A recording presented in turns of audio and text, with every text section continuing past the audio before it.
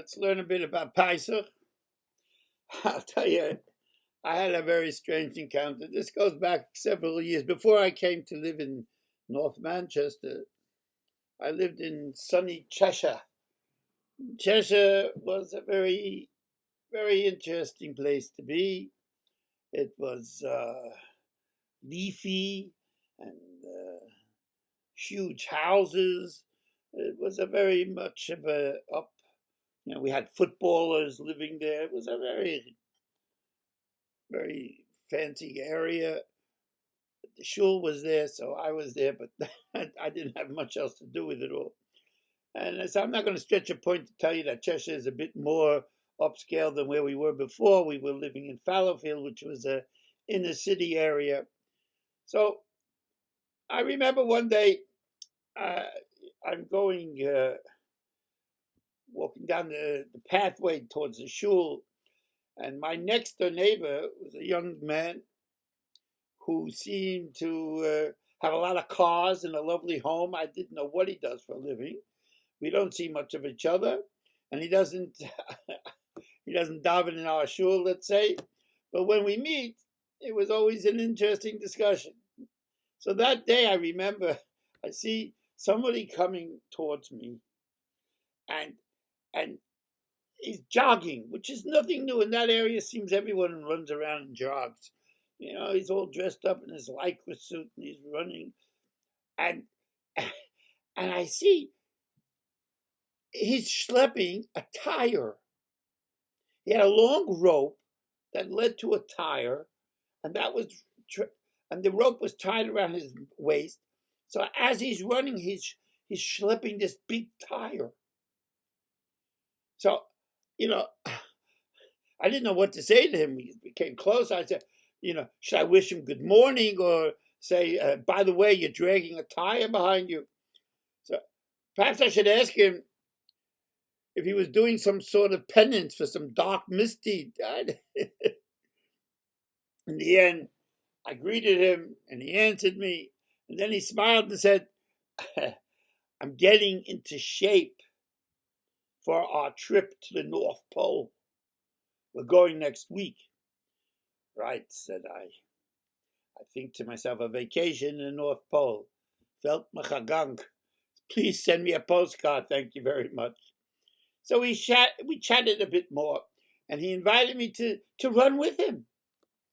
So I said, sorry, I don't think the world is ready to see me in Lycra schlepping a tire. Besides, you might have noticed I'm already carrying a couple of tires around my waist.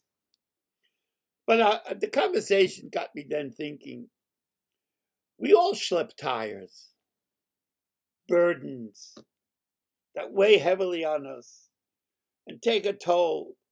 And we might manage to carry them a small way, keeping up our stamina, building up our moral strength. However, often as not, we become almost wedded to the burdens until we think that schlepping them is normal. Pesach is the time of the year when we can clean out our homes and get rid of all the unneeded clutter. And we expunge from our lives all the things that are chumetz, a word that connotes unwanted baggage. And during this time, we as Yidden should be working to get out of the servitude that sometimes becomes part of our life. Slavery need not mean that you are owned by someone else. It can also mean that you have sold yourself to material or emotional things that keep you away from the vital world of spiritual growth. Now is the time to see things for what they are. You have plenty of opportunity to throw away the spare tires that weigh us all down. Clear your life of the rubbish so that when the Seder night arrives, you'll be in perfect condition. I'll tell you another singular event in my life recently that underscores all this understanding. as everyone, I have now become a bit afraid to computers. We're talking now through the magic of the internet, and all my work magically goes on an email and ends up by my publisher. It seems that, this is a world we never dreamt of just 30 years ago. So it seems that someone sent me an email that had something a bit extra.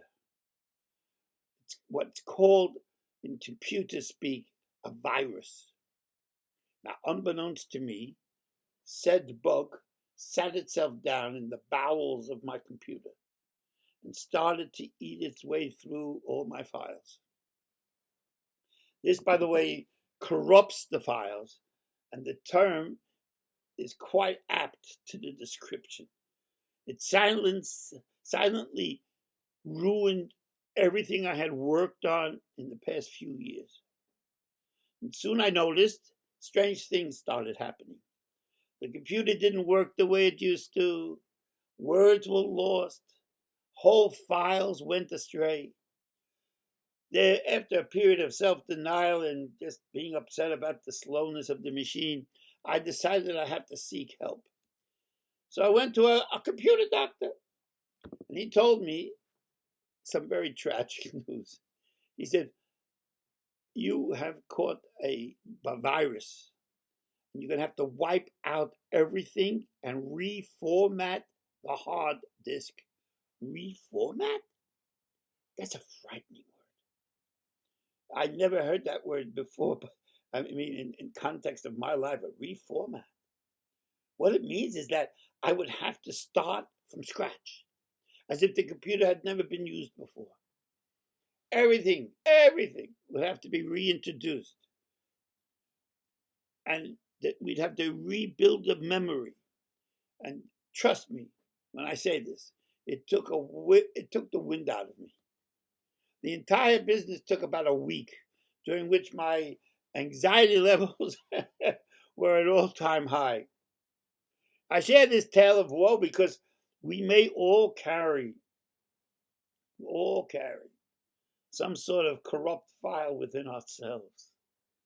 Often the little things, the small hurts, thoughtless acts, they get embedded in your neshama, in your heart. And they lay there quietly, unseen, unheard. But they are not sleeping. They gnaw away at your neshama, corrupting your thoughts, your positivity, turning you into a different person. Slowly, if it's not stopped, you could break down. And you never realize what the source of the rot was. Pesach is such a lovely yontif. And the beauty comes from the manner in which we prepare for it. If we actually clean house physically, emotionally, spiritually, then we can relive the moment of our Jewish rebirth. We can walk out of the slavery once we accept what it is that enslaves us. Now, my neighbor will spend a few weeks in the North Pole. Sei gesund. Good luck to you. For this, only schlepping a tire or two can prepare him. But we have a different destination, a greater destiny. For us, it's not tires that are needed. No, we must utilize the candlelight of the Bedikas Chometz and truly look into every crevice of our heart. Only then will we see the splitting of the seas and find the path that leads to Har Sinai.